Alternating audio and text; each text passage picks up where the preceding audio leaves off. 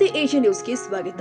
ಕೊಪ್ಪಳ ಜಿಲ್ಲೆಯ ಕುಕನೂರು ತಾಲೂಕಿನ ಎರೆಹಂಚಿನಾಳ ಗ್ರಾಮದಲ್ಲಿ ವಿನಾಯಕ ಪಬ್ಲಿಕ್ ಸ್ಕೂಲ್ 13ನೇ ವಾರ್ಷಿಕೋತ್ಸವದ ಅಂಗವಾಗಿ 1 ರಿಂದ 5ನೇ ತರಗತಿ ವಿದ್ಯಾರ್ಥಿಗಳ ಕ್ರೀಡಾಕೂಟವನ್ನು ಎರೆಹಂಚಿನಾಳ ಗ್ರಾಮದ ಹೊರವಲಯದಲ್ಲಿ ಇರುವ ಶ್ರೀ ಪತ್ರೇಶ್ವರ ದೇವಸ್ಥಾನದ ಆವರಣದಲ್ಲಿ ವಿನಾಯಕ ಪಬ್ಲಿಕ್ ಸ್ಕೂಲ್ ಸಂಸ್ಥೆ ವತಿಯಿಂದ ಆಯೋಜನೆ ಮಾಡಲಾದ ಈ ಕ್ರೀಡಾಕೂಟವನ್ನು ರೈತ ಸಂಘದ ರಾಜ್ಯ ಉಪಾಧ್ಯಕ್ಷ ಅಂದಪ್ಪ ರುದ್ರಪ್ಪ ಕೋಳೂರ ಇವರು ಬಲೂನ್ ಮೇಲೆ ಹಾರಿಸಿ ರಿಬ್ಬನ್ ಕಟ್ ಮಾಡುವ ಮೂಲಕ ಕ್ರೀಡಾಕೂಟಕ್ಕೆ ಚಾಲನೆ ನೀಡಿ ಮಾತನಾಡಿದರು.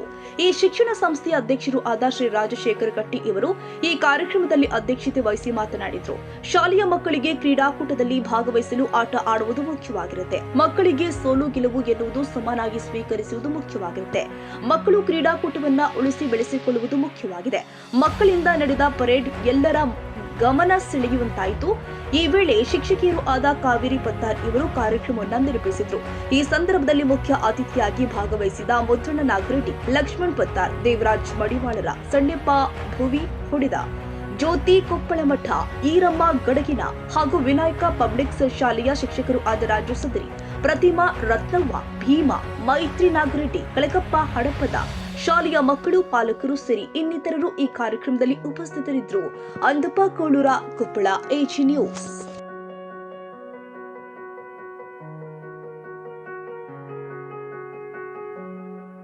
ಕನ್ನಡಿಗರ ಮೆಚ್ಚಿನ ನಿಮ್ಮ ಎಜೆ 24/7 ನ್ಯೂಸ್ ಕನ್ನಡ ವಾಹಿನಿ ಇದೀಗ ಟಿವಿಯಲ್ಲಿ ಲಭ್ಯ.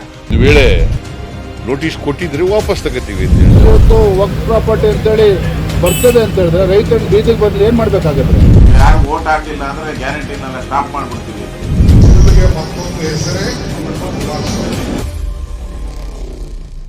ಕರ್ನಾಟಕ ಮತ್ತು ದೇಶ ವಿದೇಶ 360 ಡಿಗ್ರಿ ಸುದ್ದಿ ಹಾಗೂ ಉತ್ತರ ಕರ್ನಾಟಕ, ಬೆಳಗಾವಿ, ಬಾಗಲಕೋಟೆ, ಧಾರವಾಡ, ಹಾವೇರಿ, ಗದಗ, ಬಿಜಾಪುರ ಜಿಲ್ಲೆಯ ಕ್ಷಣ ಕ್ಷಣದ ವಿವರವನ್ನ ಪಡೆಯುವುದಕ್ಕೆ ಎಜೆ 24/7 ನ್ಯೂಸ್ ಕನ್ನಡ ವಾಹಿನಿಯನ್ನ ಲೈಕ್ ಮಾಡಿ, ವಿಡಿಯೋಗಳನ್ನ ಶೇರ್ ಮಾಡಿ, ಕಮೆಂಟ್ ಮಾಡುವ ಮೂಲಕ ನಮ್ಮ ವಾಹಿನಿಗೆ ಸಹಕಾರ ನೀಡಿ ಮತ್ತು ಚಾನೆಲ್ ಅನ್ನ ಸಬ್ಸ್ಕ್ರೈಬ್ ಮಾಡಿ. ಧನ್ಯವಾದಗಳು.